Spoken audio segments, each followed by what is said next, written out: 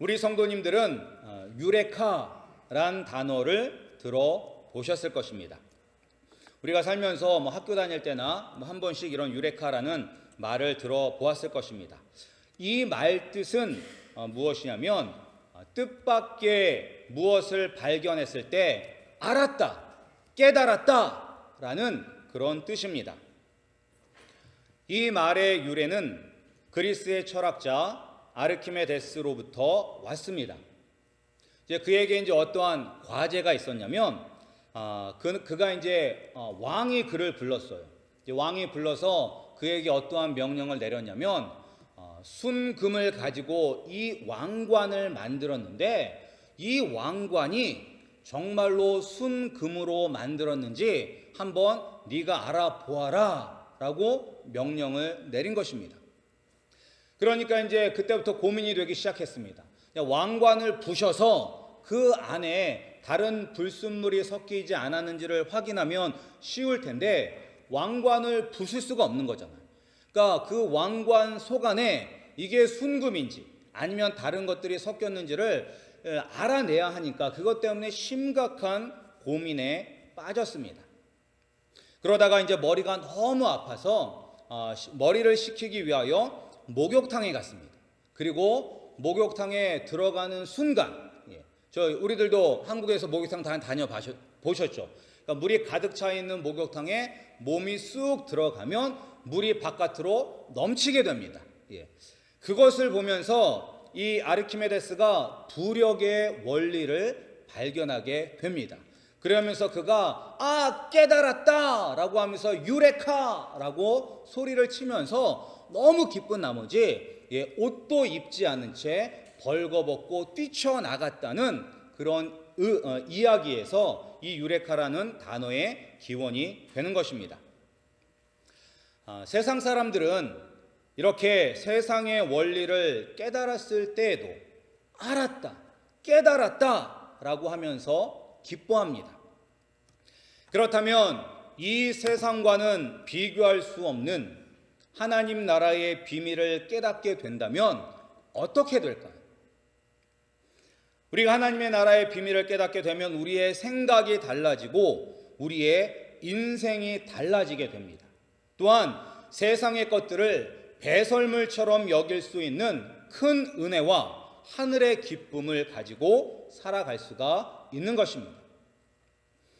우리 사랑하는 우리 아름다운 교회 성도님들이 이 하나님 나라의 비밀을 깨달아서 날마다 큰 기쁨을 누리며 살아가시기를 주님의 이름으로 축복합니다.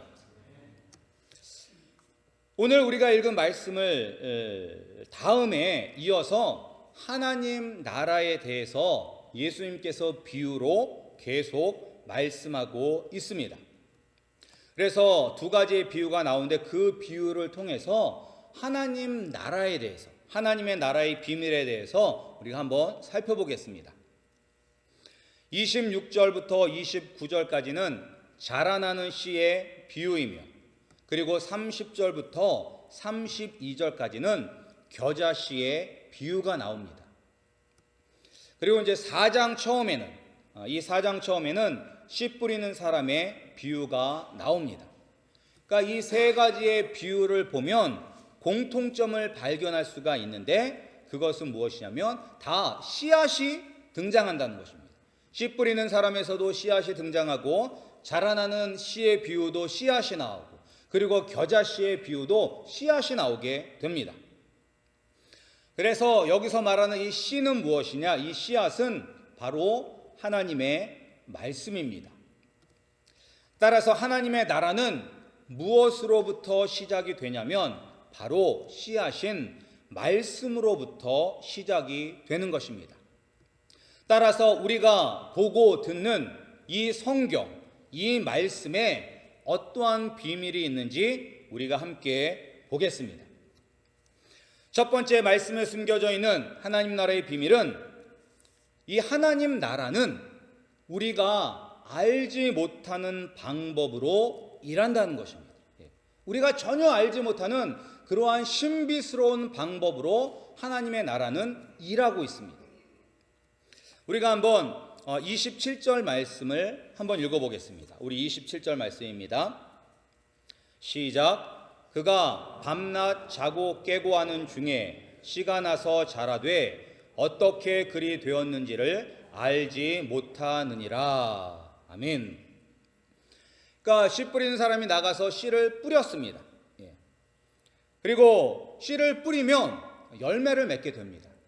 그러나 땅 속에 묻힌 씨앗이 어떻게 싹이 나고 이삭을 맺고 풍성한 곡식이 되는지 씨 뿌리는 사람은 알지 못한다는 것입니다. 물론 요새는 과학이 발전돼서 거기다 이제 카메라를 계속 설치해 놓고 어떻게 변하는가 그런 것을 이제 보여주잖아요. 그래서 땅 속에서 씨앗 속에서 싹이 나고 그런 것들을 막 보여주는데, 그러나 일반적으로 우리는 그것이 어떻게 자라는지를 알 수가 없습니다. 그냥 심겨놓고 물 주고 밤낮이 지나면 꼭 저절로 자라는 것처럼 자라나는 것만 우리가 보게 되는 것입니다. 따라서 이 말씀은 하나님의 나라는 우리가 알지 못하는 신비스러운 방법으로 역사한다는 것입니다.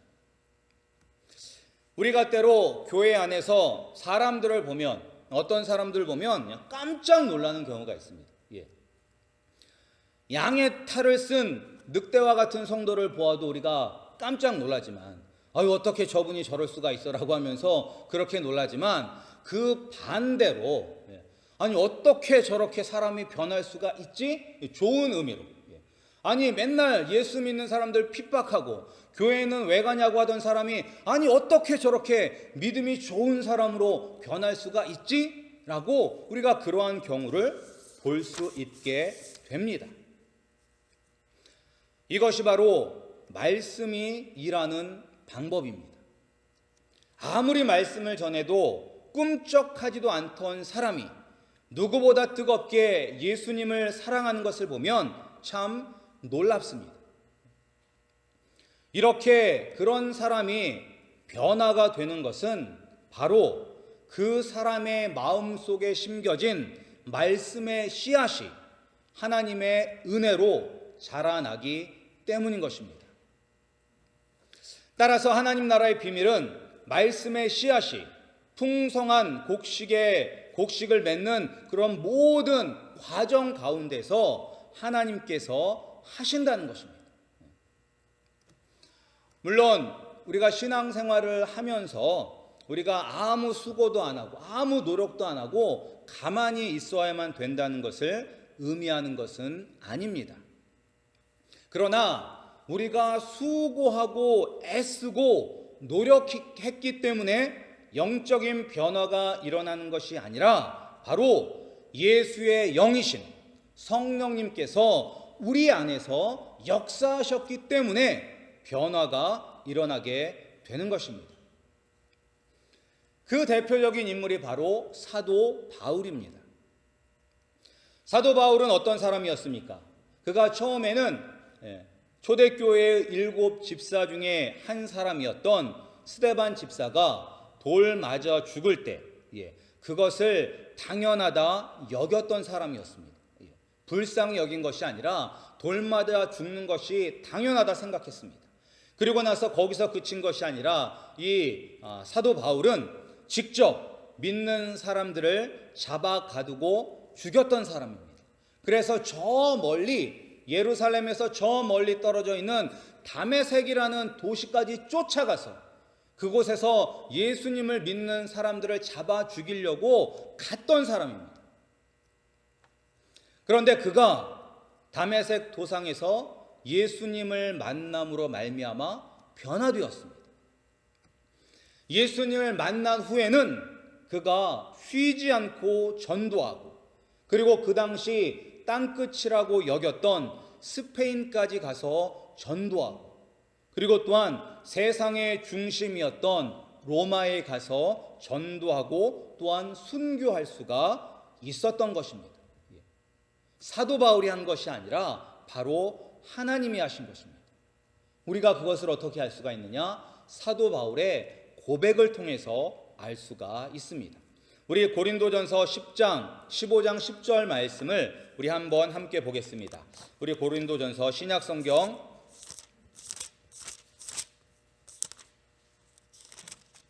우리 신약성경 282페이지에 있는 신약성경 282페이지에 있는 고린도전서 15장 우리 10절 말씀 우리 함께 읽겠습니다. 우리 다 찾으셨으면 한번 아멘 한번 해볼까요? 다 찾으셨나요? 예, 그럼 우리 함께 읽겠습니다. 그러나 내가 나 된 것은 하나님의 은혜로 된 것이니 내게 주신 그의 은혜가 헛되지 아니하여 내가 모든 사도보다 더 많이 수고하였으나 내가 한 것이 아니요 오직 나와 함께 하신 하나님의 은혜로라. 아멘. 이것이 사도 바울의 고백입니다. 사도 바울이 내가 다른 그런 사도들보다 더 열심히 일했지만 그것은 내가 한 것이 아니다. 내 안에 계신 하나님께서 하신 것이다 라고 고백하고 있는 것입니다. 우리 성도님들도 이 말씀의 능력을 믿으시기 바랍니다. 내가 하는 것이 아닙니다. 하나님 나는 못해요. 나는 능력도 없고 나는 숙기도 없고 나는 못해요. 그런 말할 필요가 없다는 거예요. 왜냐? 내가 하는 것이 아니라 내 안에 계신 성령님께서 하시는 것입니다. 우리가 느끼지 못하고 있지만 하나님은 지금도 우리를 위해서 일하고 계시고 우리에게 날마다 새로운 은혜를 베풀어 주고 계십니다. 지금 이 순간 우리를 위하여 일하시는 주님의 은혜와 능력을 믿고 평안을 누리시는 우리 아름다운 교회 성도님들이 되시기를 예수님의 이름으로 축복합니다. 그리고 이제 두 번째 하나님 나라의 비밀은 무엇이냐면 가장 연약한 씨로 시작되지만 그 끝은 창대하다는 것입니다. 우리 31절과 32절 말씀을 함께 읽어보겠습니다. 우리 겨자씨 비유입니다. 우리 31절과 32절 말씀입니다. 함께 읽겠습니다. 시작. 겨자씨 한 알과 같으니 땅에 심길 때에는 땅 위의 모든 씨보다 작은 것이로 돼 심긴 후에는 자라서 모든 풀보다 커지며 큰 가지를 내나니 공중의 새들이 그 그늘에 깃들일 만큼 되느니라. 아멘. 이 말씀이 의미하는 것은 하나님의 말씀은 처음에는 겨자씨와 같다는 것입니다. 이 말씀은 무엇이냐면 너무 연약해 보인다는 거예요. 너무 연약해 보여요. 그리고 능력이 힘이 없어 보인다는 것입니다. 우리 여러분들은 말씀의 능력을 믿으십니까? 믿는 자에게 능치 못할 일이 없다라고 이야기하고 우리가 보는 이 말씀의 능력이 있다고 믿습니다. 그래서 히브리서 4장 12절에도 보면 하나님의 말씀은 살아있고 활력이 있어 좌우의 날선 어떤 검보다도 예리하여 혼과 영과 빛 관절과 골수를 찔러 쪼개기까지 하며 또 마음의 생각과 뜻을 판단하나니 라는 이 말씀을 들으면서 아멘, 하나님의 말씀에 능력이 있습니다 라고 고백을 합니다. 그러나 우리가 살아가고 있는 현실 속에서는 말씀의 능력을 의심할 때가 있습니다. 나 개인에게는 이 말씀이 적용될 수 있지만 과연 내가 이 말씀대로 내가 있는 직장을 변화시킬 수 있을까? 아니면 내가 살고 있는 이 사회를 변화시킬 수 있을까? 라는 생각을 하게 되면 참 말씀이 연약해 보입니다. 그래서 어저께 우리가 성경 공부를 하신 분들은 알겠지만 1과에 이제 하나님의 나라에 대해서 설명을 하면서 그림이 나오죠. 그 그림이 무엇이냐면 맨 마지막에 세리 마태와 그리고 열심당원 시몬이 자기의 것을 버리는 것이 나옵니다. 열심당원 시몬은 무엇을 버리냐면 칼을 버렸습니다. 그리고 세리 마태는 무엇을 버렸냐? 돈을 버렸습니다. 칼과 돈, 이 두 가지가 오늘날 세상을 지배하는 커다란 두 가지 요인입니다. 그런데 과연 우리가 이 말씀이 이 돈과 칼 앞에서도 과연 능력을 발휘할 수 있을까라고 생각을 하게 되면 우리 자신이 없을 때가 있습니다. 내가 말씀은 믿지만 그래도 돈이 있어야 되는 것 아닌가? 내가 말씀을 믿고 말씀대로 살아야 되지만 지금 내 앞에 있는 저 권력이 너무 커서, 저 사람이 너무 커서 내가 말씀으로는 이길 수 없다라고 생각하시지는 않습니까? 그러나 이렇게 연약해 보이는 말씀이 우리 마음속에 심기게 되면 창대한 결과를 맺을 수가 있는 것입니다. 우리가 그러면서 이제 성경 공부 시간에 어떤 사람의 이야기가 나왔냐면 윌리엄 윌버포스라는 사람의 이야기가 나왔습니다. 이 사람은 누구냐면 영국의 정치인으로 세계 최초로 노예 제도를 폐지한 사람입니다. 근데 이 사람이 이제 예수님을 믿은 후에 그가 하나님으로부터 소명을 받았습니다. 그 소명 중에 하나가 무엇이었냐면 이 노예 무역을 폐지하는 것이 그가 하나님으로 맡은 소명이었습니다. 그래서 그는 28세에 영국의 하원 의원이 되어서 이 사명을 감당하기 위해서 싸웠습니다. 그러나 이 윌리엄 윌버포스와가 싸워야 할 대상은 누구였냐면 그 당시 노예 무역을 찬성하는 해군 제독 넬슨 경과 같은 그런 식민지 세력들, 그리고 권력을 가진 왕족들, 그리고 막강한 돈을 가진 상인들이었습니다. 이 사람들은 도저히 노예 무역을 손을 놓을 수가 없었어요.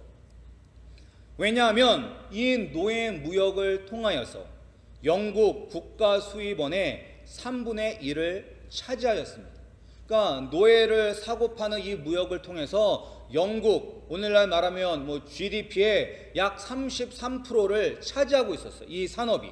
그러니까 이것을 포기하는 순간 영국은 그만큼 어려워지는 것이잖아요.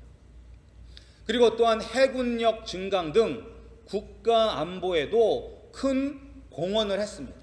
그래서 이 기득권자들이 이 윌버포스를 정말로 이 좌절시키기 위해서 협박을 하기도 하였고, 그리고 그를 모함하기도 하였고, 그리고 때로는 암살을 시도하기도 하였습니다. 그러나 모든 사람들이 볼 때는 계란으로 바위를 치는 듯한 이 싸움은 윌버포스가 뜻을 세운 지 46년 만에 영국 의회는 노예 제도를 영원히 폐지하는 노예 해방 법령을 통과시켰습니다. 그리고 열흘 후 8월 6일 그는 필생의 목표를 이룬 환희와 감격 속에서 생을 마감하게 되었습니다. 어떻게 보면 이 다윗과 골리앗의 싸움이 예전에 성경 속에 있었던 이야기와 같은 그 다윗과 골리앗의 싸움이 현실 속에서도 다윗이 골리앗을 이기게 된 것입니다. 이렇게 말씀에 능력이 있습니다. 말씀에 능력이 있습니다. 비록 돈과 힘 앞에서 참 초라해 보이고 약해 보이지만 이 말씀이 우리 마음속에 심겨집니다. 말씀이 우리 마음속에 심겨지면 내가 하는 것이 아니라 하나님이 일하시기 때문에 반드시 큰 열매를 맺게 되는 것입니다. 그러나 우리가 열매를 맺지 못하는 것은 왜 열매를 맺지 못하느냐? 믿음이 없기 때문에, 믿음이 없어서 중간에 포기하였기 때문인 것입니다. 이 윌버포스 같은 사람도 하나님께서 주신 그 소명을 이루기 위하여 46년을 싸워왔습니다. 46년. 그리고 마침내 그 결과를 보게 된 것입니다. 때로는 어떤 사람들은 자기가 살아생전에 보지 못하는 사람들도 있어요. 그가 죽은 후에 그것이 이루어지는 것을 보는 사람들도 있습니다.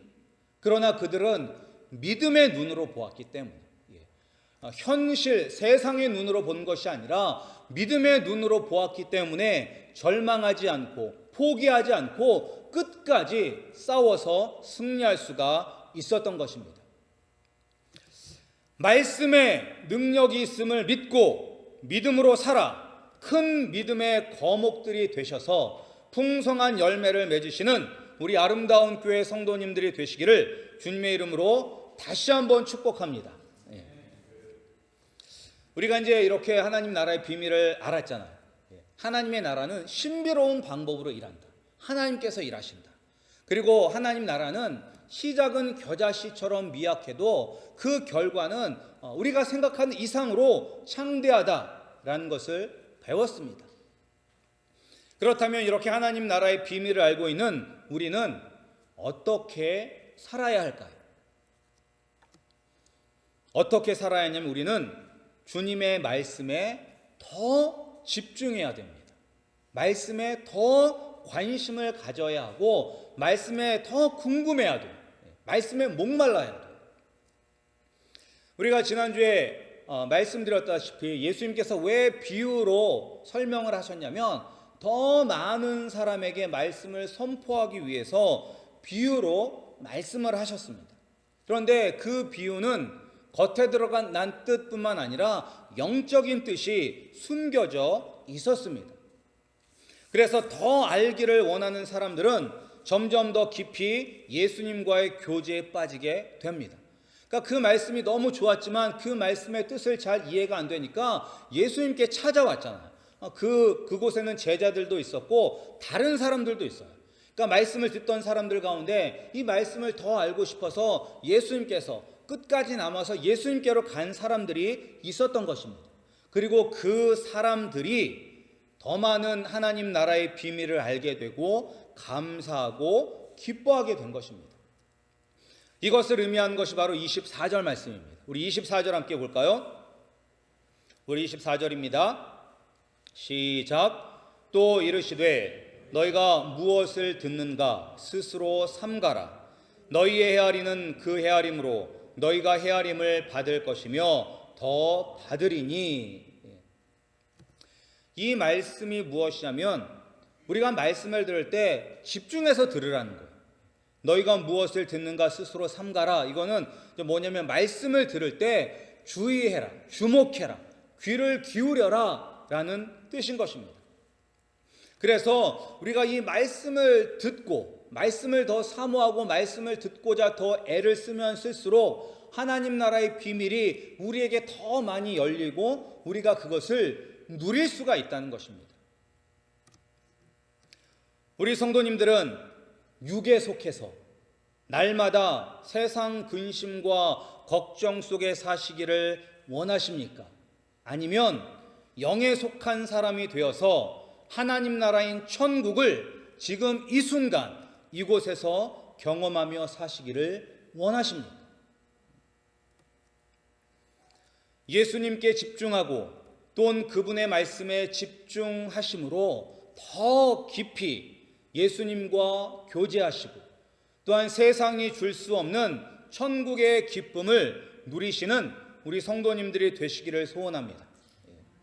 그리고 또한 마지막으로 우리가 해야 할 일들은 무엇이냐면 우리가 천국의 비밀을 알고 그리고 또한 그 비밀을 더 관심을 가지고 집중하고 그리고 정말로 말씀에 더 빠져들음으로 말미암아 하늘나라의 비밀을 더 많이 알고 더 많이 알므로 말미암아 더 기뻐하고 더 감사하는 것으로 그치는 것이 아니라 우리는 그 기쁨을 이 세상에 전하는 등불의 역할을 감당해야 되는 것입니다. 그것이 바로 21절 말씀입니다. 22 우리가 읽었던 또 그들에게 이르시되 사람이 등불을 가져오는 것은 말 아래나 평상 아래에 두려 함이냐 등경 위에 두려 함이 아니냐. 등불을 밤에 등불을 밝혀서 이런 밑에다 숨겨두려고 등불을 밝히지 않습니다. 등불을 밝힐 때는 주변을 환하게 비추기 위해서 등불을 밝히는 것입니다. 주변을 환하게 비추려면 사람들이 다 볼 수 있는 높은 곳에 걸어야 되는 거예요. 높은 곳에 걸어야지만 멀리까지 비칠 수가 있는 것입니다. 따라서 이 하나님 나라의 비밀을 소유한 우리가 하나님 나라 이 비밀을, 이 말씀을 아직 알지 못하는 사람들에게 전하는 그런 전도자의 삶을 살아야 한다는 것을 우리에게 말씀하고 있습니다. 오늘날 이 마이미 지역에도 많은 사람들이 예수님을 알지 못하고 있습니다. 마이미 지역에 여기서부터 저 북쪽까지 해서 한 5천 명 된다고 이야기를 합니다. 사람들이. 여러 번 말씀드렸지만 최소한으로 잡아서 한 5천 명 정도 돼요. 그러나 교회를 다니는 사람들을 다 따져보면 1,000명이 안 돼요. 1,000명이 안 돼요. 그러니까 많은 사람이 아직도 예수님을 모르고 있습니다. 또 그 가운데는 교회를 통하여 상처받았던 분들도 많이 있습니다. 교회에 상처받고 마음이 다쳐서 더 이상은 하나님께로 나가지 않는 분들도 많이 있습니다. 그런 분들이 이제 뭐 미국 교회도 많이 가시잖아요. 그러니까 미국 교회 가셔도 은혜를 받으면 감사한데 뭐 꼭 한국 교회만 올 필요는 없잖아요. 아무 곳을 가든지 하나님의 은혜 가운데 거하면 되잖아요. 그런데 은혜 없이도 그냥 주일 성수 한다는 그것만으로 그냥 만족해하며 사시는 분들도 많이 있습니다. 그 사람들을 다시 한번 하나님의 품으로 이끌어야 될 사람들은 누구냐? 바로 하나님 나라의 비밀을 알고 있는 우리들이 해야 되는 것입니다. 우리 아름다운 교회 성도님들이 그런 일을 감당할 수 있는 우리 성도님들이 되시기를 소원합니다. 우리 성도님들 먼저 이 하나님 나라의 비밀을 깨달아서 그 기쁨을 누리시고, 그리고 그 누리고 있는 기쁨을 알지 못하는 분들에게 전함으로 말미암아 하나님께 마지막 때에 크게 칭찬받는 주의 백성들이 되시기를 주님의 이름으로 축복합니다. 우리 함께 기도하시겠습니다. 우리 기도하실 때 하나님, 내가 먼저 이 하나님의 말씀에 빠지게 하여 주시옵소서. 말씀에 관심을 갖게 하여 주시옵고, 이 말씀에 은혜 받게 하여 주시옵고, 이 말씀을 통하여 하나님 나라의 비밀을 알게 하여 주시옵고, 하나님, 내가 더 깊이 예수 그리스도와 동행하는 자가 되게 해달라고 기도해 주시고, 하나님 또한 내가 그 말씀을 전하는 자가 되게 해달라고. 이 마이미 지역에도 많은 사람들이 힘들어하고 아파하고 어두움 가운데 있는데 그분들에게 빛을 전하는 자들이 되게 해달라고, 등불의 역할을 감당하는 사람들이 되게 해달라고 우리 다 같이 합심하여 기도하시겠습니다. 하나님 아버지, 감사드립니다.